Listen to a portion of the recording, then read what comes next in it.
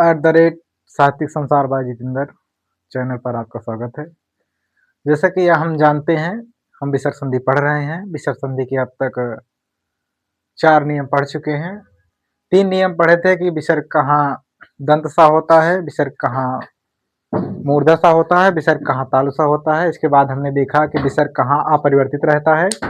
आज विसर्ग संधि का हम चौथा नियम देखेंगे कि विसर्ग का ओ कहाँ पर होता है। आइए समझ लेते हैं इसे। यदि विसर्ग के पहले आ आए, विसर्ग के पहले आ आए, उसके बाद किसी वर्ग का तीसरा, चौथा, पांचवा वर्ण आए या फिर यारा लावा आए, तो विसर्ग का विसर्ग ऊ में बदल जाता है और आ से मिल करके गुण स्वर संधि के नियम के अनुसार ओ में बदल जाता है। अब हम इसे फिर से एक बार पढ़ लेते हैं, इसके बाद समझेंगे।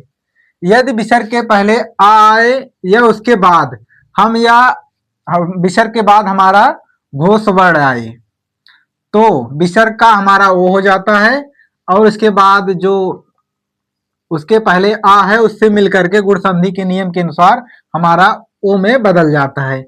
अब इसे हम समझ लेते हैं कि हम लिखे क्या है। जैसे विसर्ग है, विसर्ग के पहले हमारा ह्रस्व आ है, इसके बाद यदि हमारा तीसरा वर्ण, किसी वर्ग का तीसरा, चौथा, पांचवा, किसी वर्ग का तीसरा, चौथा, पांचवा वर्ण या फिर या रा ल व हा आए, तो विसर्ग का हमारा ऊ हो जाता है और विसर्ग का हमारा ऊ हो गया। विसर्ग का जो ऊ हुआ आ से मिल करके गुण संधि के नियम के अनुसार हमारा ओ में बदल गया, यानी कि हमारा विसर्ग के स्थान पर ओ हो गया।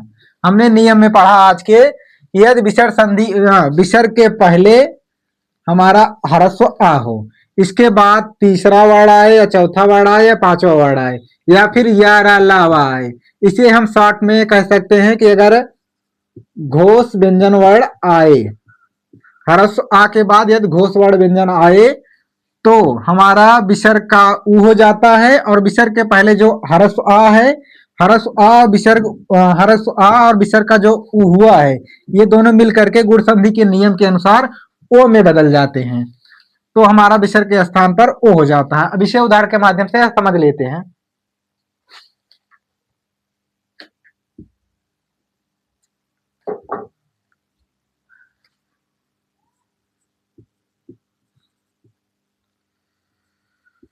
उदाहरण जैसे है हमारा शब्द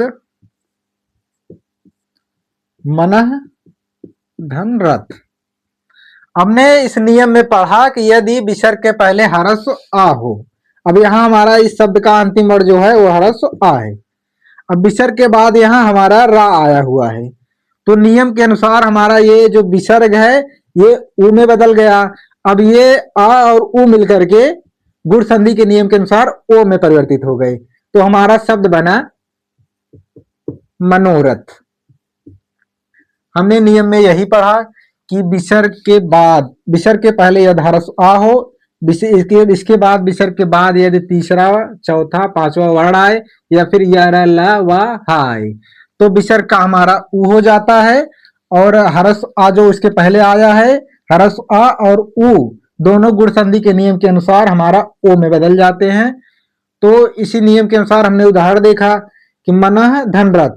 अब विसर्ग के पहले यहाँ हमारा ह्रस्व आ आया हुआ था और विसर्ग हमारा ऊ में बदला और इसके पहले जो ह्रस्व आ आया है, दोनों गुण संधि के नियम के अनुसार हमारा ओ में बदल गए, तो हमारा शब्द बना मनोरथ। और इसी के आधार पर हम उदाहरण देख लेते हैं। ऐसे ही हमारा है पयः धन धर। अब देखेंगे कि हम नियम में जो पढ़े हैं, यहाँ हमारा विसर्ग है, विसर्ग के पहले हमारा इस शब्द का अंतिम वर्ण जो है वो ह्रस्व आ है। अब यहां देखेंगे तो हमारा ध है, ध हमारा चौथा ता था ध ये हमारा चौथा वर्ण है, यानी कि हमारा ये घोष वर्ण है। विसर्ग के बाद यदि घोष वर्ण आए, उसके पहले विसर्ग के पहले ह्रस्व आ हो तो विसर्ग का हमारा उ हो जाता है, और ये विसर्ग के पहले जो ह्रस्व आ है और विसर्ग जो उ में बदला है, ये दोनों मिल करके गुण संधि के नियम के अनुसार ओ में बदल जाते हैं। तो इसी नियम से हमारा शब्द बना पयोधर। और हम दो चार एग्जाम्पल देख लेते हैं।